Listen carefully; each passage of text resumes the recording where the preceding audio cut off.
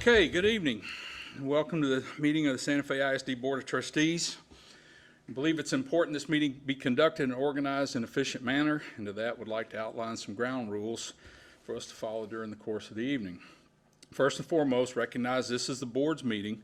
By law, most of the discussion and all of the voting must be done in open session, but public participation by necessity must be limited to that part of the agenda that is reserved for public input. Occasionally, the board may seek comment or clarification from an administrator in attendance or even from someone in the audience. It's the board's prerogative to seek that information from non-board members as it chooses. However, unsolicited participation from the audience is inappropriate. Secondly, at times it may seem we're voting on issues of importance with little or no discussion. Be advised, all board members get a packet of background information about the various subjects on tonight's agenda several days in advance of actually coming here to participate in the meeting. After receiving our packets, all the board members have and often exercise the opportunity to contact various school administrators to ask specific questions in a better effort to understand the issues in which we're expected to vote.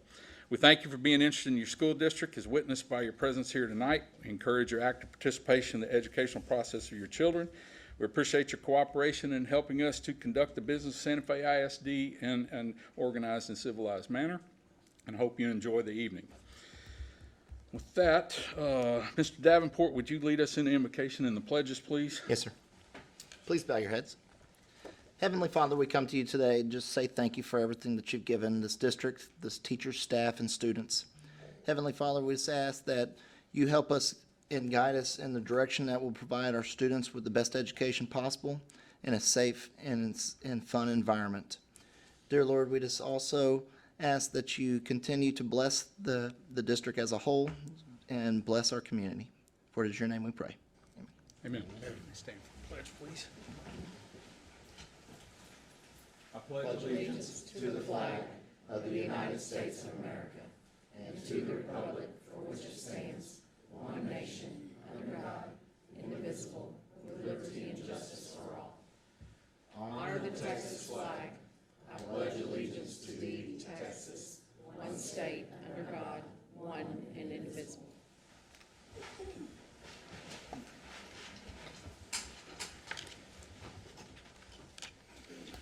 Okay, do we have any action from our closed session tonight? No, sir. All righty. We will move into our recognitions. Ms. Davenport, you going to handle that tonight? Sir. Next to our information items. First, we have our monthly reports. Dr. Wall. Yes, sir. Our monthly reports from our various departments are there for your review, and we do have a couple to highlight tonight. Ms. Hansard would like to share with you some staff attendance information as well as retention information. Yes, ma'am. First of all, for the first 9 weeks, it's our responsibility in HR to track staff attendance and to report that to you. And I'm pleased to report that for the first 9 weeks, the campus that had the highest attendance was Barnett Elementary with 97, or actually 98%. So that's amazing. But actually overall, campuses should be, all of you should feel proud in the fact that we were up at least 1 percentage point from last year at this same very time. So congratulations, and please keep up the good work. As far as the retention program, I'd just like to share with you that this is our 3rd year to offer the retention program, and I know that our employees are very thankful that we do offer this benefit. We offer it to those individuals that have 5 or more years of service at 5-year intervals, and their lump sum will be paid in their November 25th paycheck, which actually will be the 22nd, since that's our last day. This year we had 25 auxiliary clerical technical employees and 60 professional employees, for a total of 85.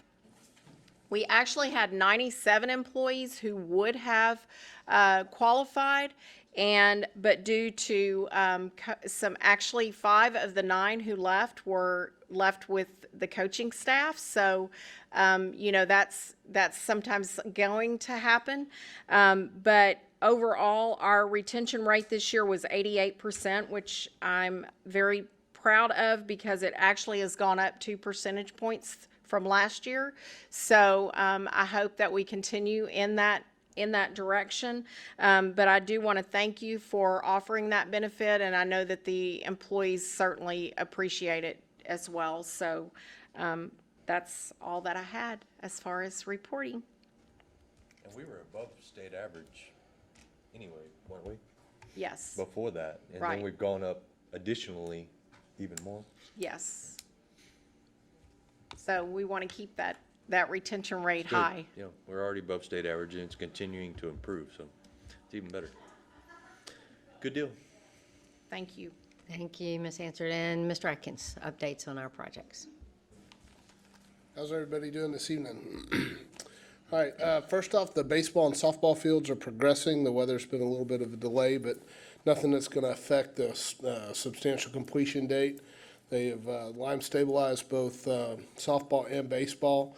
They've done a perimeter, nailer perimeter for the softball field in concrete. They were forming the baseball field, started today. They'll be doing that throughout the week and probably pour it towards the latter part of this week. They're going to do final grades at softball, start putting a liner down into this week. Turf submittals are mostly approved. We're waiting on one graphic to come back that we added during the finance meeting last week. And so as soon as I get that graphic, I can approve that. It takes 2 weeks for the turf to come in, and they're thinking in 3 weeks they should start laying the turf down on softball, then baseball. And then it'll take about 3 weeks to do that. So right now we're looking at 1st of January, which is what our original schedule was. So we're in good shape there. Parking lot project, we got final pay app today, so we have closed that out. We actually will do a deductive change order next month, and I did the final numbers today. It's just over $300,000 that we will deduct out of their contract because they did everything, and so we have $300,000 going back to the bond funds. So the elementary school is still progressing through all the punch list, and so we're working through that. We'll probably be working through next few weeks. We're getting pretty close to wrapping that up, and then the signal right now scheduled for polls to be here late February. So we're looking at having that active sometime in March is what we're hoping. You should start seeing work on that here real soon. RJ Williams pretty much complete. We have an ADA piece we have to do. I just got an email about today, so we'll be doing that in the next few weeks. It's just some painting and relocating handicap spaces. And other than that, we're pretty much project up. So, and then the high school project is, we had meetings last week with all the users about finalizing how they want their rooms laid out, how they want furniture and things like that. So progressing well. And you mentioned the other day on the high school stuff that probably start seeing some boots on the ground around March. down Yeah, there so doing some things. the intent right now is that we will go through pricing practices throughout this thing since we did a CMAR. So we'll probably do our initial pricing in the next few weeks, and that'll be a 50%. We'll do a 75% and then a 95%. We'll set a gross maximum price, which we'll bring to the board meeting sometime in February, I'm guessing. And then we can start getting sub bids and start doing actual work in March, which is kind of our time frame, with a lot of summer work at the high school this summer. We'll do a lot of all the interior stuff this summer, so it'll be real busy there this summer, but we'll start the outside construction of the new addition in March. And it'll take about 12 months to do that part of it. Any other questions for Bob? No, sir. Thank you, sir. All right, thank you. You have anything else? I do not. Okay, our next item, State Board of Education rule requires that his board president make a public announcement each year on our required continuing education for board members. So I can report now that as of November the 1st, 6 trustees have completed their required training in the following areas, which is board development and governance. 3 members have exceeded their hours, and we have 1 member that is still working to complete their remaining hours. Well, that is the board training requirements at this time. Okay. Robin and Jason, I understand you've got a delinquent tax report for us. evening. Jason Bailey's here with Purdue Brandon's office to give the delinquent tax collection report. There you go, just hit down. Okay.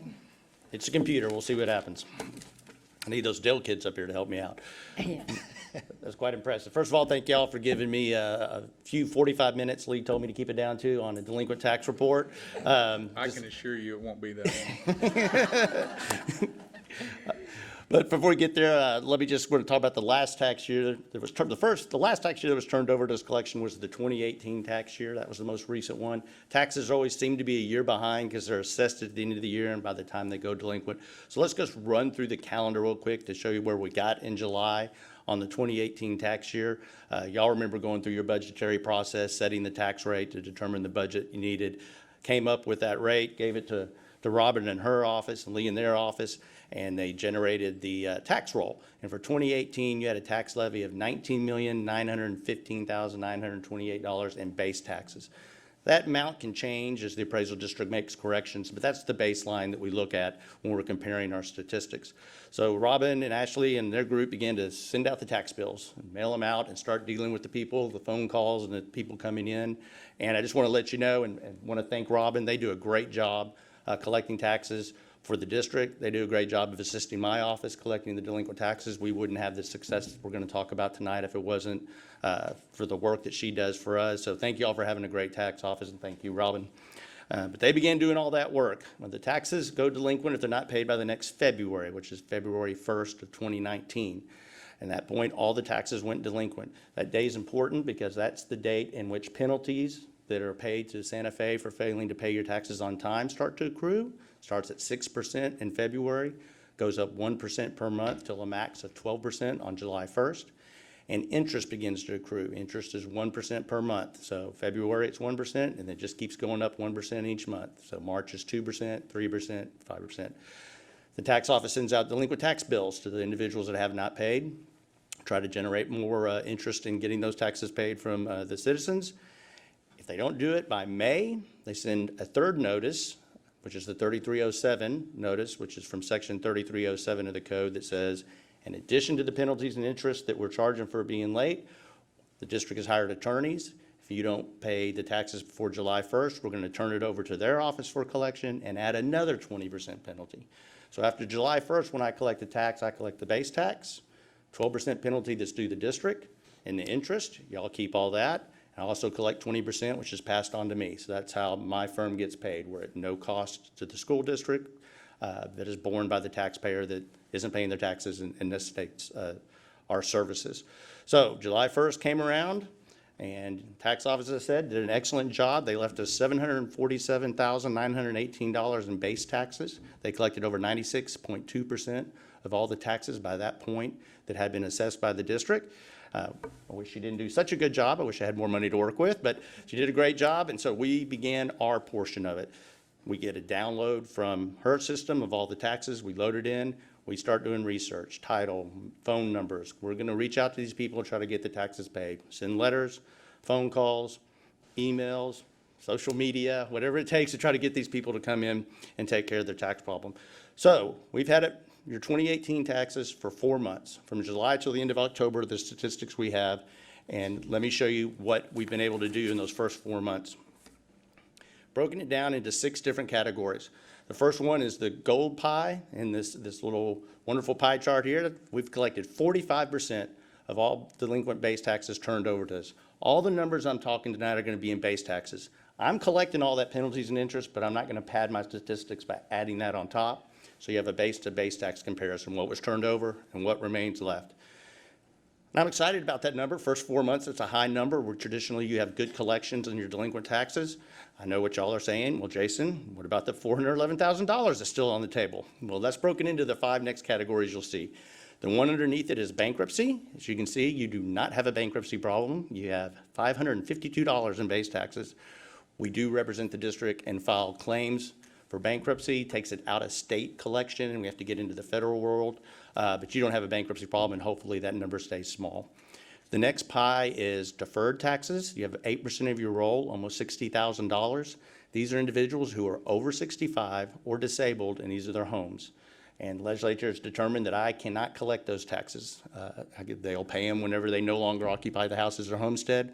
Across the state, we're seeing these numbers get bigger as more and more people take advantage of this. But we can't work those accounts until they no longer own or occupy the house as their homestead.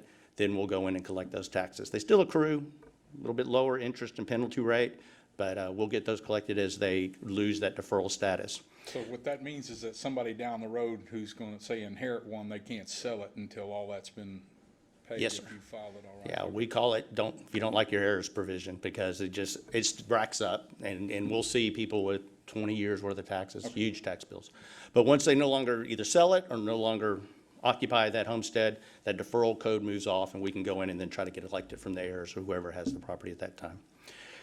You have 18% of the base taxes turned over to us that are in litigation, a little over $136,000. They've gone through our collection process. We don't ever go into litigation until we've tried to call them over more than a 2-week period in case they're on vacation, left messages, sent a letter, anything we can do to get it paid before we have to go to litigation. But if we can't get it paid, we will put it into litigation and push it through the system until we get a judgment or get those taxes paid. The next are your base taxes in a payment plan. That represents 3% of your roll, a little over $21,000. These are official payment plans with contracts. We also do a lot of unofficial payment plans, as the tax office does, pay half now, half next month, anything to work with your taxpayers to get the money.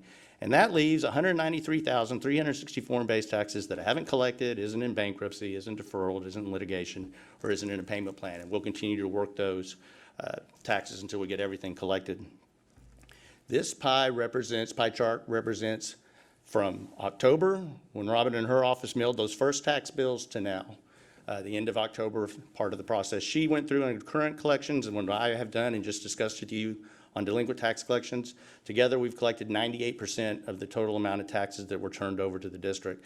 This pie chart shows there's that little $411,000 we were talking about, 2%. I'm still working on it. Just goes to show that the district does everything to collect fairly from all the citizens. As I always say, people are amazed at this. I don't like paying taxes either, but I sure want to know my neighbor's paying theirs if I'm paying mine. And the district does a good job of making sure that everybody pays their taxes. Some quick charts for a historical perspective. This is the 2017 tax year. There was over $776,000 turned over to us on July 1st of 2018. That first bar represents the first full year of collections. We were at 73.3%. All the base taxes turned over to collected in that first year. Another 4 months, we got it to 77.9. And that's usually where y'all are at. The first year, I can get about 72 to 74. Good year, 75% collected. Quickly, this is the 2016 tax year. Almost $731,000 were turned over on July 1st of 2017. The first year, as you can see from that first bar, we were at 72.4%. 2 years, 4 months later, on the last one, we're at 87.2% of all base taxes turned over we've collected. For the 15, a little over $671,000 in base taxes turned over on July 1st of 2016, 72.6% that first year, and by 3 years and 4 months, I have almost 90%, 89.4% of everything turned over collected. Just goes to show we keep working it. Even though we get that big chunk that first year when their taxes are new, we continue to work the accounts to do everything we can to get every penny for the district. Another service our firm provides for y'all is doing audits. As y'all know, the funding for your school district comes from two major portions. The local tax dollars we just discussed, and then you have the state funding to make up the difference. So if you can collect $80 out of 100 to educate a student from local property, the state's supposed to kick in 20. As we were saying, that tax roll can change. And the TEA allows us to look at it, and if the appraisal district has made a bunch of corrections, which has lowered the ability to collect the local tax dollars, then the state should have kicked in more. If y'all could only get 75 because of corrections with the appraisal district, then the state should have kicked in 25. So they allow us to look at each tax year 3 different times to determine if there's been a change in the appraisal roll, which has changed the ability for the district to collect the taxes locally. Since last year, we ran several audits. The only one we turned in was for the 2016 tax year. We're projecting to get $12,000 in funding. I usually like to have bigger numbers than that. It sounds more exciting, but $12,000 is $12,000. We know the district needs it. So we're doing that audit work. Lacey out of our Austin office works with the tax office and making sure that we continue to look at those years every single time. And if they're in the benefit of the district, we go ahead and follow those audits. That's quick and easy delinquent tax report, the way everybody likes them. But if you have any questions on either delinquent taxes, audits, anything, I'll be happy to answer any questions. Any questions from Mr. Bailey? No, sir. Thank you very much. Thank y'all for having me. Okay, we're ready to move into our consent agenda. Dr. Wall?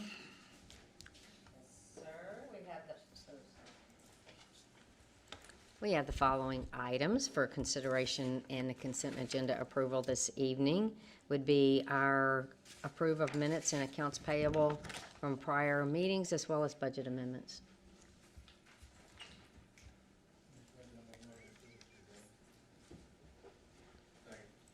Okay, it's been moved and seconded that we approve the consent agenda as it was presented. Any questions or comments? If not, cast your votes, please. And it has passed unanimously. Thank you. Okay, we will move in now to our regular agenda, and our first item is our financial audit for the fiscal year ending June the 30th, 2019. Mr. Garcia, I know I saw you a while ago. There you are.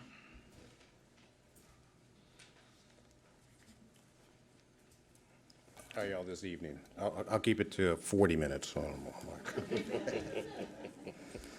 But I do like it when it's the night of the audit and everybody leaves. So yeah, there's nobody. Friday I met with the finance committee, and I have to say we had a really good discussion. Haven't been in that long of a meeting in the last couple of years, but really good discussion.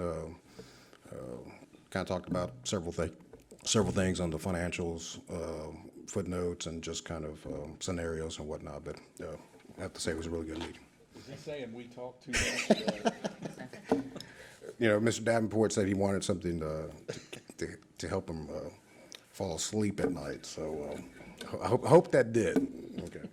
As you know, we performed the audit for the district's fiscal year ended June 30th, 2019. And as I mentioned to the audit committee, we're issuing an unmodified report, which is basically a clean report. Your financial statements are not materially misstated. In fact, like I said, it's a clean report. That's the kind of report that the auditor or the district would like to receive, and we're issuing that. Just some high points. The general fund reports a fund balance of $17.3 million, and it's up $560,000 from 2018. The fund balance represents about 5 operating months of expenditures. TEA likes to see about 2.5, so y'all definitely have a good and healthy fund balance. Debt service fund reports $6.6 million, and that is strictly related or restricted for debt service payments. Now, the capital projects fund went from $29 million to $4 million, okay? The largest expenditure is the elementary, which was expected. And at June 30th, we were reporting at about 92% complete. So it's in progress, and we expect to see that, and I believe it's now placed in service.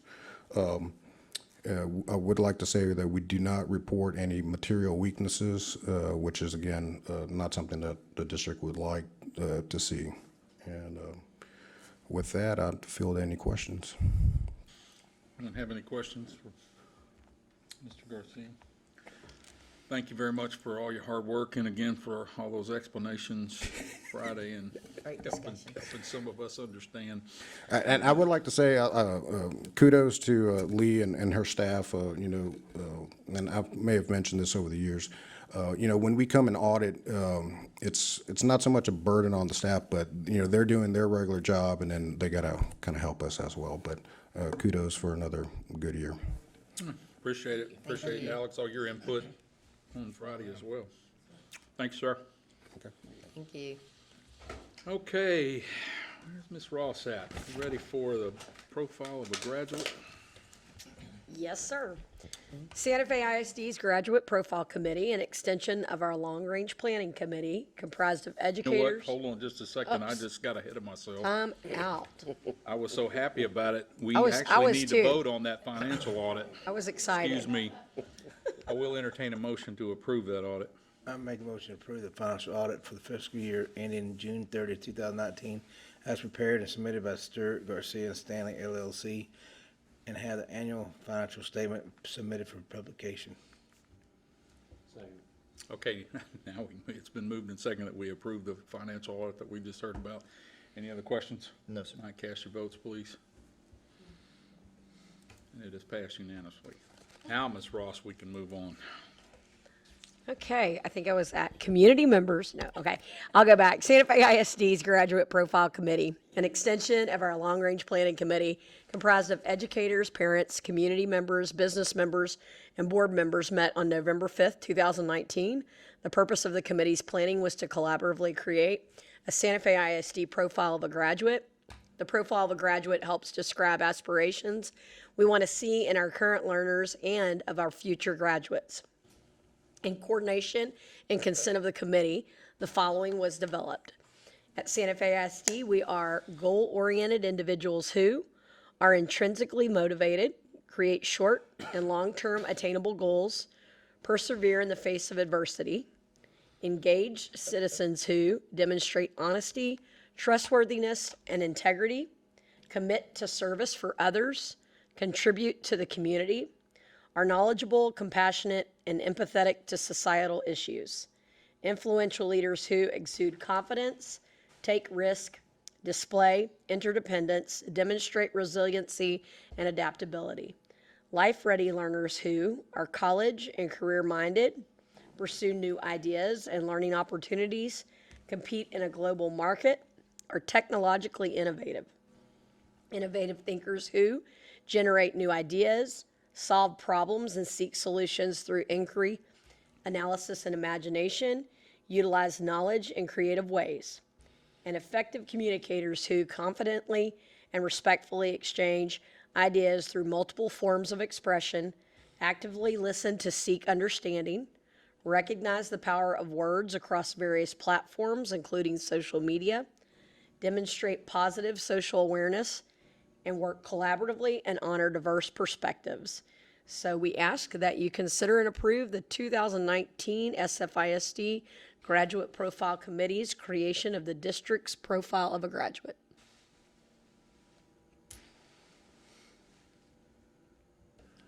Mr. President, I make a motion we consider and approve the 2019 Santa Fe ISD Graduate Profile Committee's creation of the district profile of a graduate. Second.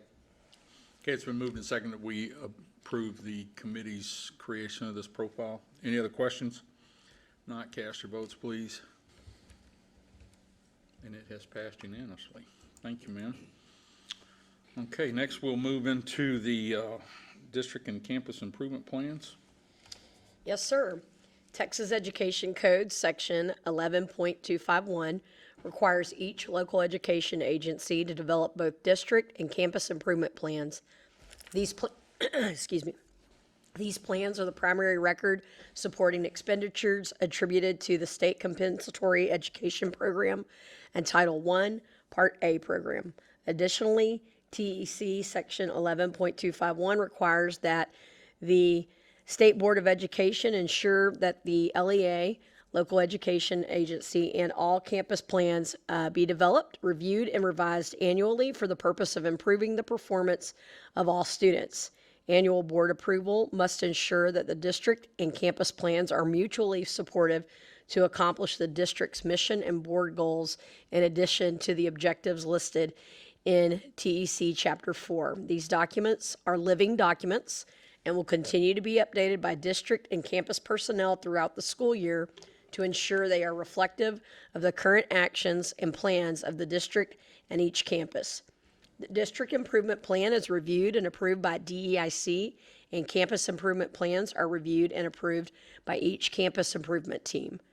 In December 2019, a special board workshop will be conducted to review the content, actions, in progress of these plans, and now we have actually changed that to January. But from this point forward as well, our district improvement plans will be shared with you at individual board meetings. So we ask that you consider and approve the 2019-2020 Santa Fe ISD Improvement Plan and all Santa Fe ISD campus improvement plans as presented. Mr. President, I make a motion we consider and approve the 2019-20 Santa Fe ISD Improvement Plan and all Santa Fe ISD campus improvement plans as presented. I second it. Okay, it's been moved and seconded that we approve the district and campus improvement plans. Are any other questions, comments? I would like to say that when I read through them this year, they just get better and better every year. I can still remember my first year on the board many years ago, reading through those, and they did not reflect a lot of what you do now in being living documents, and they're much more precise and to the point about what you really want to do and not a bunch of fluff. And I'm not saying people didn't put effort into them 12 years ago. I'm just saying that they get better every year with what you really hope to do and tying that more to the goals. So I'm really, thank you very much for the work on that. Okay, if there are no other questions, would you cast your votes, please? And they have passed unanimously. Thank you. Okay, Ms. Oliver, we have students receiving services through the Galveston-Brazoria Cooperative. Yes, sir. GBC DHH provides services for our students identified as having an auditory impairment. Students are provided services through the Galveston-Brazoria Cooperative for the Deaf and Hard of Hearing Shared Service Agreement. These services are provided through support to the district, itinerant services, or students attend school in Clear Creek School District. Those are considered site students. GBC DHH billing will be based on the 1819 snapshot data, which was for 5 itinerant students and 2 site students. The cost is being covered by grant funds. Mr. President, I'd like to make a motion to consider and approve $104,132 to Galveston-Brazoria Cooperative for the Deaf and Hard of Hearing to provide services for our students that are deaf and hard of hearing. I second it. Okay, it's been moved and seconded that we approve the cooperative with Galveston-Brazoria for the deaf and hard of hearing. Any other questions? Yes. Cast your votes, please. It's passed unanimously. Thank you, ma'am. Thank you. Okay, Ms. Hansard, you have the policy update 114 for us? Yes, sir. Policy 114, or update 114, encompasses changes in the law from the 86th legislative session that have an immediate effect on governance and management of the district. Recommended changes to local policies address the following topics: public participation at board meetings, investments and purchasing, security issues, including emergency operation plans and security personnel, cybersecurity, financial agency, weapons in district parking areas, gifted and talented programs, partnership charters, student physical examinations, crisis intervention, including threat assessment teams, and trauma-informed care, student records and requests for public information. Board policy BED local was previously approved on September 23, 2009. Therefore, that policy will not be considered in Update 114 as it has already been approved by the board. So I'm asking you to approve Update 114 as presented, excluding, with the exception of BED local. Mr. President, I move that we approve updated 114 as presented with the exception of BED local. I second it. Okay, it's been moved and seconded that we approve the update 114 as it was presented. Any other questions? Not cast your votes, please. It has passed unanimously. Thank you, ma'am. Mr. Robbins, got a couple items for us. How exciting was that with the student recognition? That was very exciting. Yes, it was. Maybe your new tech director up there one day. Hey, Eric, So- no time, no money, right? Well, it's under $100,000. Oh, it's on, okay. I'm impressed. I'll be sure to teach the next. What was real interesting about that, I was talking to Snow White, and yes, that's her name. Dell's actually pushing to have 50% of their staff to be females in the near future. So, like I said, could have a next employee right there. James, this one's for you. Since the current district switches are Aruba brand, the technology department would like to purchase Aruba brand switches instead of the Dell brand switches approved in the October 28, 2019 board meeting. The Dell switch equipment and the Aruba switching equipment are the same price. The switching equipment is necessary to connect the Dell new Blade server. The cost of the Aruba switching equipment is $25,437.60 and is included in the $188,723.83 that was approved in October's board meeting. The vendor for Aruba switching equipment is Layer 3. With the approval of this agenda item, a purchase order will be issued to Aruba switching for Layer 3 for Aruba switching equipment. We have reduced the purchase order from Dell by $25,437.60. So the Dell purchase order total is $163,286.23. Layer 3 has a Department of Information Resource contract board by board for this product. Since the purchase is greater than $25,000, we're asking the board to approve this purchase. No additional funds will be needed for this equipment. Simply put, we'd like to take the Dell equipment and replace it with the Aruba equipment at the price that was originally approved last month. Got a question. Yes, Is sir. it just coincidental that this went after the Dell people left, that you're taking 25 away? No, we have I'm very impressed with what we're able to, some of the relationships we're building with the vendors, with the students at the focus. And it's just really good. So, no coincidence. When I walked into the finance meeting Friday and this was on the agenda and I looked down and the only thing that stuck out to me was the word Aruba and I thought, why does he think he needs to go to Aruba? Well, And that's then I on a different realized note. what it The passport's already been in process, but HP, that's an easy way to think about it. But that's what we all have throughout the district. Our entire network is all Aruba. But I will take you up on that. What's your pleasure? Mr. President, I'll make a motion to approve the purchase of the Aruba switching equipment from Layer 3 not to exceed $25,437.60. Second. Okay, it's been moved and seconded that we approve the purchase of the Aruba switching equipment. Any other questions? No, sir. All right, cast your vote, please. It's passed unanimously. Okay, now our licensing agreement. Okay, this is the part I don't like. Microsoft, but this is the Microsoft Volume License Agreement has completed a 3-year term and is due for a renewal.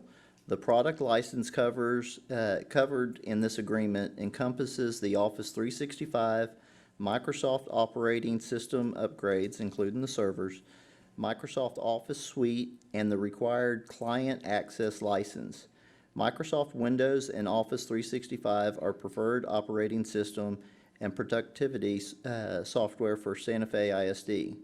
The 3-year agreement, paid yearly, is calculated based on FTE staff counts at the time the license renewal each year. The amount may vary year from year. The cost for this 2 of 3-year agreement of the renewal is not to exceed $38,975.65.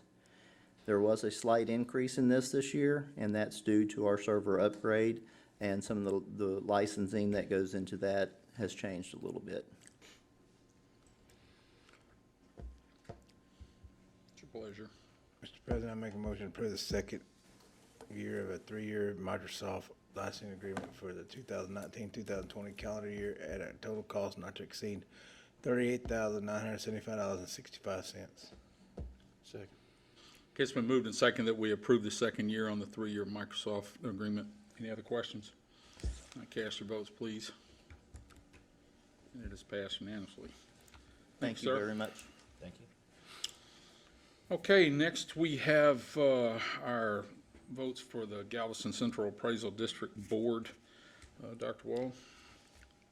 Yes, sir. This evening, it is time to cast votes for the district and the board of directors for the Galveston Central Appraisal District as a taxing entity. Santa Fe ISD has 143 votes, so you have the ballot in your packet, and we're ready to approve the resolution for your votes. Mr. President, make a motion to approve resolution number 2019 with 143 votes to be awarded to Scott Brast for GCAD Board of Directors. Second.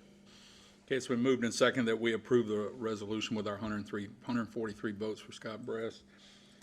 Any questions? Not cast your votes, please. That is passed unanimously. Thank you very much, and that does it for our regular agenda.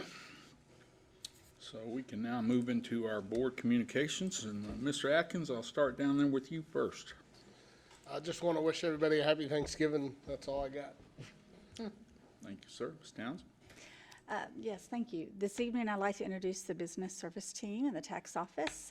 The team is the group that performs all the daily tasks which are audited by our external auditor group. We have Alex Sanchez, who's the director of finance, and Kathy Mulligan, who's our accountant.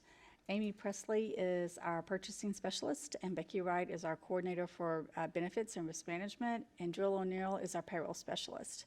We have Robin Talitsky, who's the tax assessor collector, Ashley Crumby, who is the tax clerk, and Daisy Rubio, who is the administrative assistant, and Donna Foles, the AP specialist. And these are the folks that just come to work every day and just work really hard to make everything happen and get us down the road. So we certainly appreciate them and all their hard work.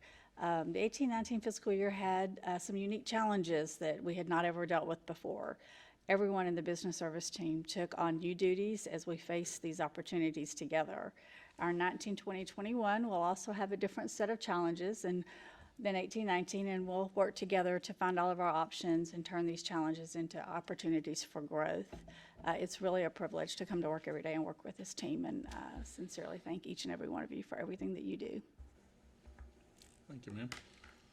Mr. Snyder? She took it all. No, thank y'all for the audit. Great job on the audit. Thank y'all for everything y'all do. We're just board members. Y'all do all the work. Okay. Thank y'all for everything. Good season this season, Coach. You may not think so, but you did good. Hey. Basketball and baseball time now. Mr. Kelly? Just thank everybody for your hard work and continuing efforts, and happy Thanksgiving. Ms. Ross? Yes, I'd like to just share something special and tell everyone that was part of it. On Saturday, we had our first Science Saturday, and it was STEM, or our STREAM Club, that got that started. And we had NASA present with an astronaut. We had Rice University here with their STEM and their bioengineering. We had Microsoft with the Minecraft. There were so many different facets, and we had about 100 students and parents participate in the day. So it was at the high school cafeteria.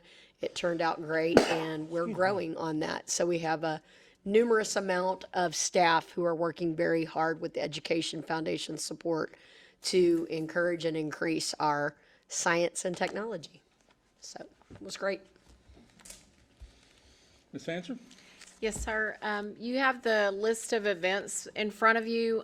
One thing that I need to make a correction on, though, is the Santa Fe Junior High Battle of the Books on the 22nd is going to be rescheduled. It's not going to occur that day, so I just don't want you to have that on your calendar and be disappointed, because that will not occur.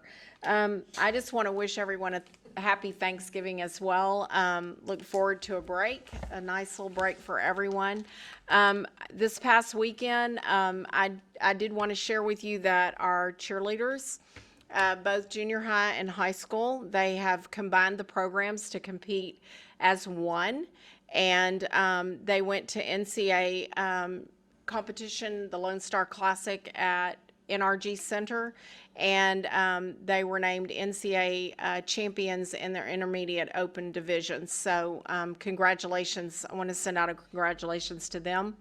And then today, if you've not had an opportunity, Fox 26 does a special hometown kind of flavor sequel, and they go around to different hometowns and different towns and point out the various gems, or they, as they call them, hidden gems. And so they came to Santa Fe prior to today, did a lot of footage with some of the businesses in town.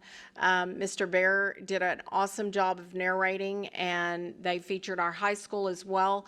But if you've not had a chance or an opportunity to see it, I encourage you to go on the Fox 26 website and click on the video, because it's an amazing job about Santa Fe and our awesome community and school districts. So, other than that, that's all that I have.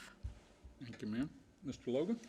First, I'd like to apologize for missing the last board meeting. I work duties called and I couldn't get out, but You're fine.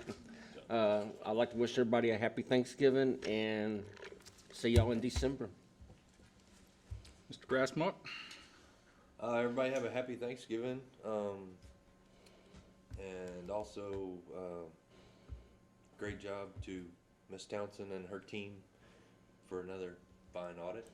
It's a nice feeling not to have to worry about financials around here.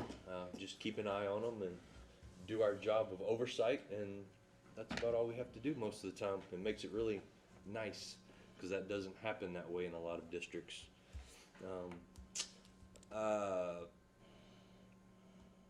Ms. Harris is not here tonight, but Coach Bentley is, and Coach Webb is not here, but they did a great job on the Fox 26 thing today. Bentley, I wasn't that impressed with you. You're just used to being on camera, so you didn't surprise me, but Webb did, because she's not the type that likes to speak on camera, so she did pretty good. Kind of like sticking the camera in Robin's face, you know, they try to run from it.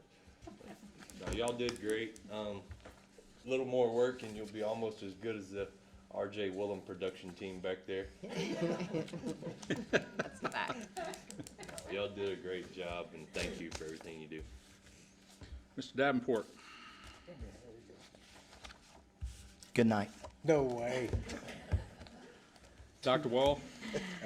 Thank you. In this season of giving thanks, we have much to be thankful for. We appreciate every single one of you and what you do for the children in this district. So thank you. Thank you, and enjoy the full week here at work and then the week off.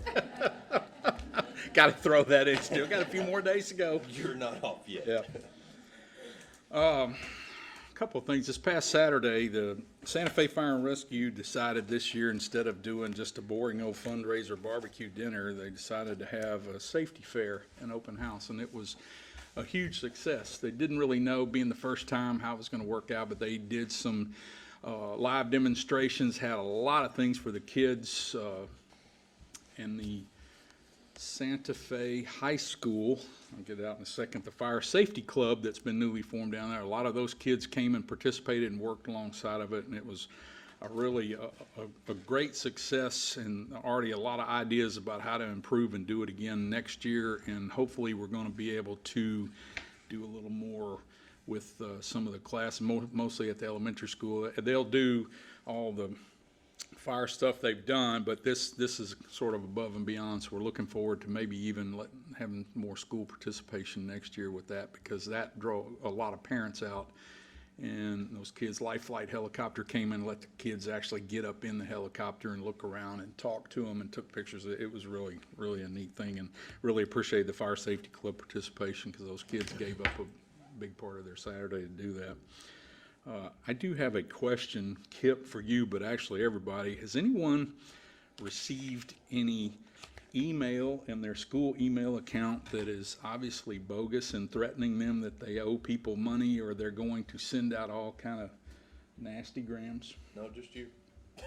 I know I've gotten 2 this week. And There's a lot of phishing attacks, and we're actually working with a vendor called Know Before that will help educate our staff from opening up viruses and malware. Key to that is, if you don't know, and you even think for a second that is fake, delete it. I did. They'll email you back.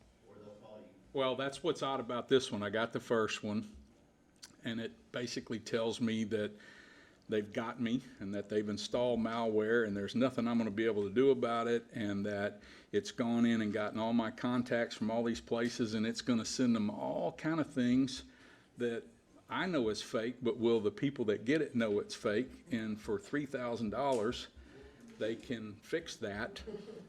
And it even has arrangements with how to do Bitcoin and all that. Well, I got rid of that one, so then I got a second one. Since you ignored it, the price is now $4,000. So, I'll tell Joel to stop sending those out. yeah. I'm impressed that he knew what Bitcoin was. I didn't. I hate to bust your bubble, but I wouldn't have known what to do if it had told me to pay through PayPal or whatever. I don't know any of that stuff. But anyway, I just wondered if anybody else got it or it was just me. I just deleted them. And I get emails every day that people get those types of emails, and like I said, the rule of thumb is just delete them. We can't stop them. Right. Email accounts are created every day. Best thing to do is just delete it. Okay. All right. Well, again, thank you. Thank you, everyone here, for your participation. Thank you for all the hard work, everybody, everything you do. And, you know, Thanksgiving is here, and I know this is a challenging time. I was having a conversation with somebody earlier, saying it seems like once you hit Halloween, it's just got to be tough at the campus because kids' minds have a lot of things other than education on. So thank you for the great work, and good luck, and enjoy that time off at Thanksgiving, and we'll see you here in a few weeks. I will entertain a motion to adjourn. I'll make a motion to adjourn. Second. Okay, all those in favor, raise your hand, and we are adjourned. Thank y'all.